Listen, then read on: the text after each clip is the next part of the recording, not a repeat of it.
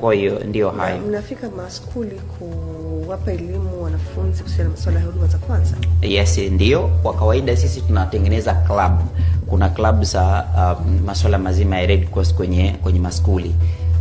Nafikiri kwa sasa hivi kwa kuwa tunaelekea kwenye uchaguzi huwa hatuendi sana, ila kabla kipindi hicho huwa tulikuwa tunakwenda kwa ajili ya kuweka hizo club, kwa sababu zile club zinasaidia kuweza kuwafundisha wale juu ya masuala mazima ya huduma ya kwanza. Mfano akijikata, tunaangalia vile vitu vidogo vidogo kwa kulingana na umri wake ili aweze kufahamu. Hauwezi kumfundisha vitu vikubwa zaidi kwa sababu umri wake bado hawezi kurespond, ila akivijua inamrahisishia.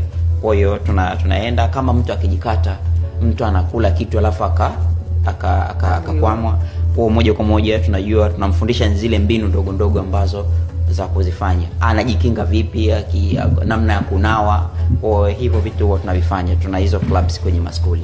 Kabla utuambie pia upatikanaji wa hizi first aid wapi zaidi zinapatikana, kwa sababu kama sasa hivi utakuwa umeweza kueleza baadhi ya wasikilizaji ama watazamaji wameweza kuelimika na hii elimu ambayo umeweza kuitoa. Sasa labda mtu anataka kukipata kile kiboksi sasa cha first aid, pengine anafanya kazi katika mambo ya welding, ndio pengine anafanya kazi mambo ya vyuma huko, au wengine ndio anafanya kazi katika hizi gari za umma.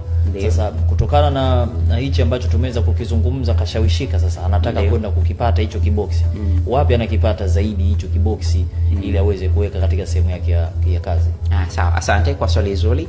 Upatikanaji wa vifaa vya huduma ya kwanza sisi tuko navyo vifaa hivyo vya huduma ya kwanza. Kwa mtu akihitaji huwa tunakuwa navyo hivyo vifaa kwa ajili ya kuweza kumuuzia, na faida ambayo anayoipata ni ile anapewa kisanduku cha huduma ya kwanza na anaelimishwa juu ya matumizi sahihi ya vile vifaa vya huduma ya kwanza. Hilo moja.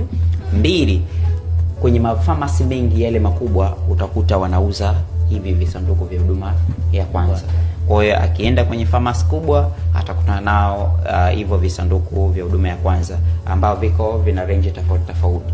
Ila sisi akihitaji tunamuuzia na moja kwa moja tunamuelimisha kulingana na mazingira yake. Okay, wewe uko ofisini.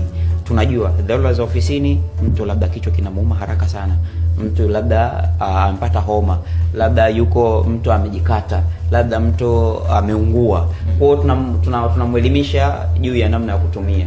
Mtu akiungua tunafanya hivi, kwa anapata faida ya kuelimishwa pia. Yeye anawapataje? Sisi anaweza katupata. Ofisi zetu kwa sasa ziko Fuoni na Fuoni pale Meltano. Meltano kwa mbele kidogo anaita Maskan. Kwa pale tuko pale ofisi zetu. Barabarani kabisa. Yes, tuko barabarani kabisa.